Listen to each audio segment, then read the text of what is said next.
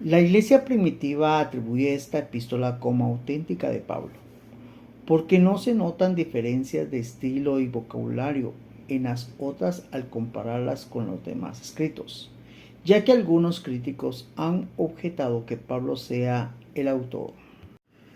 En el punto 2, usé esta fórmula para ampliar un poquito la introducción, porque de cierta manera esta carta se ha cuestionado. Algunos críticos han dicho que no es de Pablo, sino que de otro escritor. Pero lógicamente puse este punto para darle un énfasis realmente a resaltar que Pablo realmente se empeñó en cuidar la iglesia de Cristo. Se empeñó y vio de cierta manera a Timoteo con el compromiso, con el deseo, con el anhelo. Percibió de Timoteo y se dio cuenta que Timoteo realmente entendía el plan de Dios. Hablo esto porque, veamos, hoy en día hay un mal hábito en las iglesias. Digamos, el pastor como que de cierta manera quiere darle participación a los demás y está bien. Pero necesita el pastor entender que no se trata de poner a alguien porque está en la universidad, no se trata de poner a alguien porque entiende la palabra, no se trata de poner a alguien porque de cierta manera pues yo miro que es un poquito más, tiene manera de explicar, o porque tiene un nivel académico, o porque lo veo elocuente, porque lo veo estudiado. No se trata de eso. Realmente los pastores necesitan desarrollar el discernimiento de espíritus.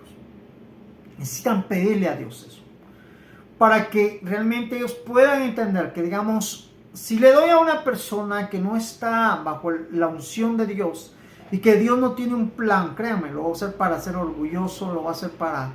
Yo les digo porque, créanme, yo he escuchado hasta prédicas donde, por ejemplo, una vez escuchaba a un varón y la iglesia se quedó así viendo porque dice, es que a mí siempre me han gustado las mujeres flaquitas y por eso mi esposa es flaquita. A mí no me gustan las hermanas gordas, y todas las hermanas que estaban ahí eran gorditas, bendecidas por Dios. Y todo así va. Hay cosas que definitivamente no podemos. No sé, él, digámoslo así, quiso rellenar, está dando a conocer un punto sobre sus gustos.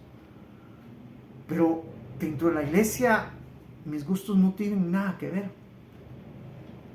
Bueno, hay personas que de cierta manera también utilizan ciertas promesas, que la postrera gloria será mayor que la primera, pero a veces están pensando porque yo ahorita ando a pie y otro día voy a andar en carro, o yo ahorita estoy soltero pero me voy a casar con una persona que es mucho dinero, digamos, la gloria que ellos están hablando es una gloria física, material.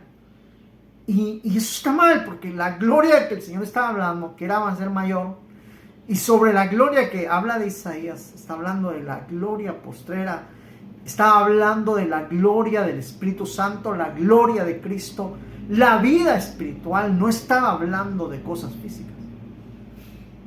Entonces no se trata de que la gloria y podemos tratar de llevar en ese punto a la iglesia que van a estar mejores monetariamente, económicamente, físicamente. No. Se trata de una gloria espiritual, un crecimiento espiritual. Entonces, a veces pareciera que no entendemos esos puntos y lo damos y toda la gente empieza, porque rápido la mayoría confundimos la bendición con el dinero y todos pensamos en dinero. Y entonces empezaron a decir amén y todos se emocionaron y perdieron el enfoque espiritual que la Biblia da. Entonces necesitamos comprender. Entonces realmente esta carta es genuina de Pablo a Timoteo. Timoteo es una persona que definitivamente comprende lo que el Señor quiere hacer con él y con Pablo. Pablo escribió Primera de Timoteo después de los acontecimientos relatados al final del libro de Hechos en su primer encarcelamiento en Roma, según Hechos 28 y 30. Pablo permaneció 2 años enteros en una casa alquilada y recibía a todos los que a él venían. Al parecer, después de este asunto terminó en libertad. según 2 de Timoteo 4, 16 y 17. En mi primera defensa ninguno estuvo a mi lado, sino que todos me desampararon, no les sea tomado en cuenta. Pero el Señor estuvo a mi lado y me dio fuerzas para que por mí fuese cumplida la predicación y que todos los gentiles oyesen. Así fui librado de la boca del león. En el tercer punto de la introducción vemos la parte donde más o menos se calcula que Pablo escribió primera de Timoteo. Es más o menos según Hechos 28:30, era cuando Pablo alquiló una casa en Roma mientras era juzgado, y era donde todos veían y él recibía a todos. Más o menos se calcula en esa parte donde Pablo, después de llegar a Roma, pues le asignan que debe alquilar una casa para que él se quede ahí. Digamos, no fue llevado a la cárcel, no fue llegado ni al pretorio. Bueno, se presentaba al pretorio, pero de igual manera regresaba. Digamos, no era tratado en ese entonces como un convicto, como un malhechor. Era de cierta manera considerado. Entonces, esa es la parte donde él escribe a Timoteo. Es lo que se calcula y es lo que realmente debemos entender. Que también en Timoteo capítulo 2, versos 16 y 17 nos habla que en su primera defensa nadie estuvo a su lado. Digamos, de cierta manera él estuvo presentándose, podríamos decir, de manera solitaria, aunque dice que el Señor sí estuvo ahí, de modo que así fue como escapó de la boca del león. Es la forma en que él describe su primera vez que fue encarcelado, llevado hacia Roma, y pues estaba siendo acusado, por lo que fue de cierta manera librado de la boca del león. Entonces necesitamos comprender eso para que entendamos por qué Pablo le escribía a Timoteo, ya que no podía darles instrucciones. Surgen estas cartas, y gracias a Dios, en parte, ¿verdad?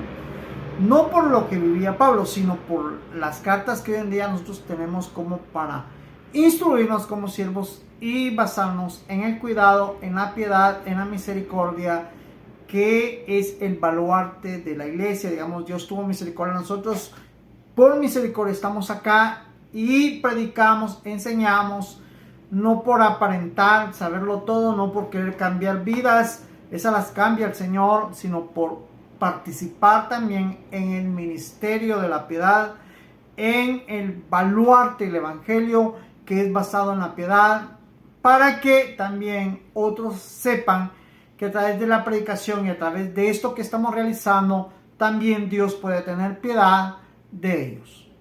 Durante los años 64 y 65 después de Cristo, Pablo comisionó a Timoteo como su representante apostólico en Éfeso. Escribió su primera epístola a Timoteo desde Macedonia, según 1 de Timoteo 1:3.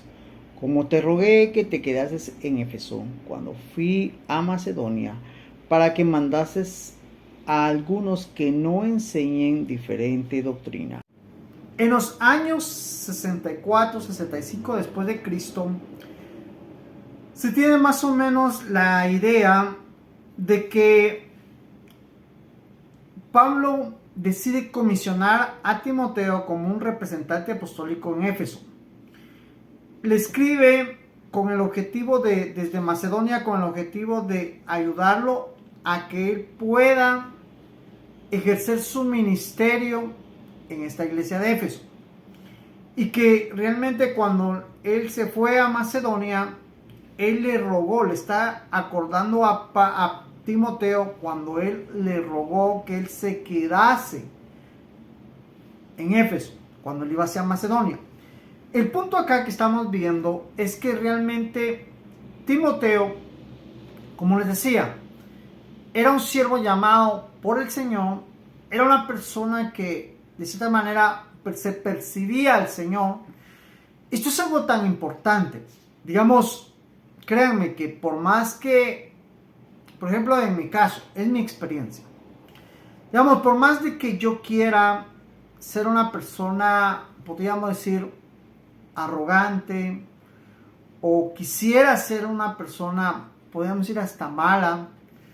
Créame, entiendo hoy en día, hasta el tiempo donde estoy, que muchas veces me he quedado callado. Digamos, a principio, cuando alguien me insultaba, cuando alguien de cierta manera me hacía ver mal delante de otras personas, créame, yo me molestaba. Y me acuerdo que muchas veces quise hablar y yo le otorgaba esa postura a Satanás, porque decía, Satanás me dejó mudo y no pude hablar. Y no sé por qué. Señor, ayúdame, porque yo necesito dar a entender que estas personas me están poniendo mal. Pero un día, leyendo la Biblia, encontré esta parte donde dice que el Señor hará resplandecer nuestra justicia como la luz del mediodía. Entonces me di cuenta que no es lo que yo diga o lo que yo haga o lo que yo quiera hacer en ese momento para defenderme.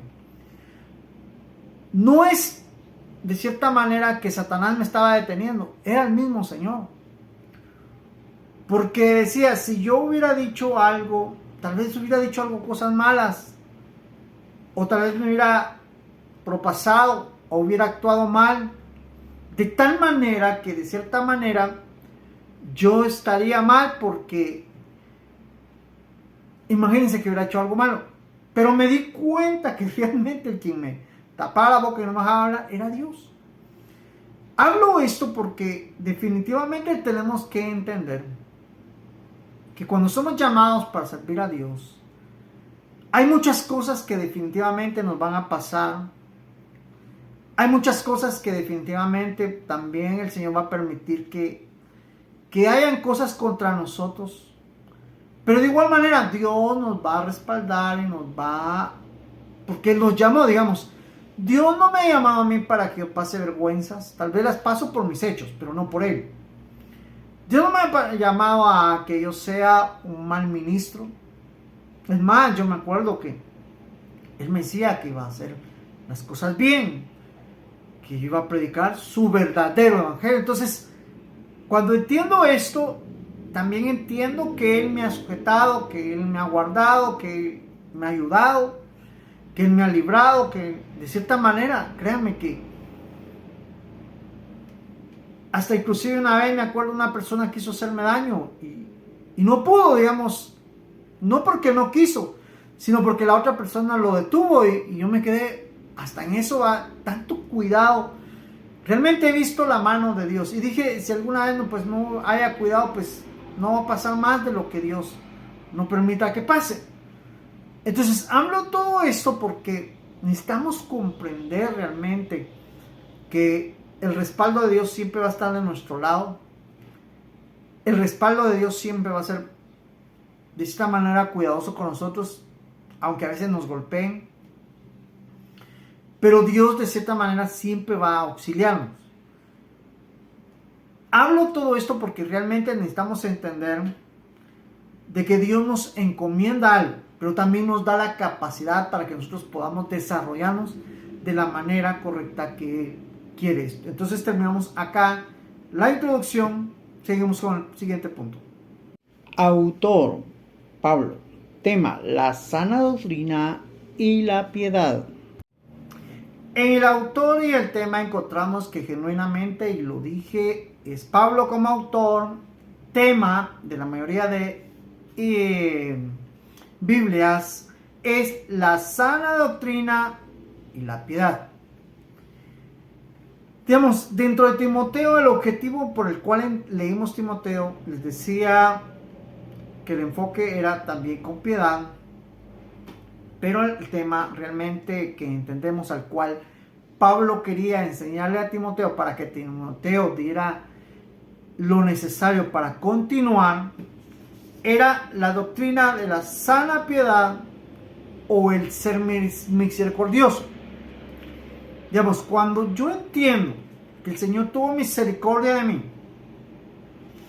que yo era de lo vil y menospreciado, que ni el mundo me quería, no me quería, créanme, no. Eso de decir que Satanás me quiere, que me trae, Eso es una mentira. Satanás no nos ama. Satanás nos trata como lo peor, como lo más horrible que pueda existir a todo ser humano. Él no ama a ningún ser humano. Él no siente amor. Él es despiadado. Entonces, cuando yo entiendo que Dios me amó y que Dios de tal manera entregó a su Hijo para salvarme a mí, entiendo que ese amor entra en mi corazón y lo primero que yo quiero hacer es dar ese amor. Es por eso que quiero predicar, quiero cantar, quiero evangelizar. Ahora, hablo todo eso porque hay personas que no les gusta que les evangelicemos, que no les gusta que les prediquemos, que no les gusta que cantemos. Y las entiendo, porque yo estuve ahí, a mí tampoco me agradaba que lo hicieran conmigo. Entonces, el punto acá es que yo me vuelvo misericordioso y entonces no peleo ni con el pastor, no peleo ni con mi esposa, no peleo con mis hijos, no peleo con mi jefe, no peleo con nadie. No peleo. Porque entiendo que por misericordia Dios me trajo a mí y que el plan de Dios es que yo me vuelva misericordioso. Y entonces cuando yo sea misericordioso, no tengo por qué tratar mal a nadie. No tengo que sentirme mayor que alguien. Debo de tener piedad, misericordia por todos los de mi alrededor. Pero alguien dirá, bueno, entonces en usted me puedo columpiar, puedo hacer lo que yo quiera, lo puedo tratar como yo quiera. Sí. Sí. No, yo pensé que sí, puedes hacer. Pero entiende, yo lo voy a hacer porque estoy honrando a Dios. Si tú me tratas mal, ¿crees que estás honrando a Dios? Entonces entiende. Si tú quieres honrar a Dios, debes de tratarme bien. Y yo te voy a tratar bien. Y esa es la armonía que Dios quiere crear en nosotros. Pero ¿qué pasa? Que yo trato bien a las personas y las personas me tratan mal a mí. Créeme, yo quedo bien con Dios. Las personas que me traten mal van a quedar mal con Dios. Entonces, el punto es acá. Créanme, necesitamos comprender esto. ¿Saben por qué? Porque siempre cuando hay un pleito, ya sea el pastor con el miembro o la miembra o la pastora o los diáconos, siempre, o matrimonio o amistades o como sea, siempre nuestra crueldad que aprendimos en el mundo, las mañas de Satanás, las queremos traer a la iglesia. Y entonces acá trato mal al hermano, me enfoco en sus errores, lo señalo y lo trato mal. Entonces, necesitamos entender que no es así. Ahora, lógicamente estoy hablando de los pleitos. Ahora bien, necesitamos comprender, digamos, dentro de nosotros hay personas exigentes, personas que nos gusta aplicar la palabra, personas que entendemos. Créanme, digamos, hay personas que les es más fácil, no entendí, no sé de qué me está hablando. Digamos, usan todo eso para disimular que no les gusta pedir perdón, no quieren hacérselos entendidos porque al final no los hayan culpable, como que se los pueden disculpar fácilmente. Pero eso tiene que ver con la hipocresía. A eso no estoy hablando. Yo estoy hablando de integridad, estoy hablando de verdad, estoy hablando de honestidad. Digamos, si me porto mal con alguien, no voy a decir, fíjese hermano que no entendí. Claro que entendí. Supe, entendí lo que estaba pasando. Pero entiendo también, si tengo que pedir perdón o disculpas, lo tengo que hacer. Lo debo hacer. Con tal de honrar a Dios. Así que, quedándonos claro el tema, podemos pasar al propósito.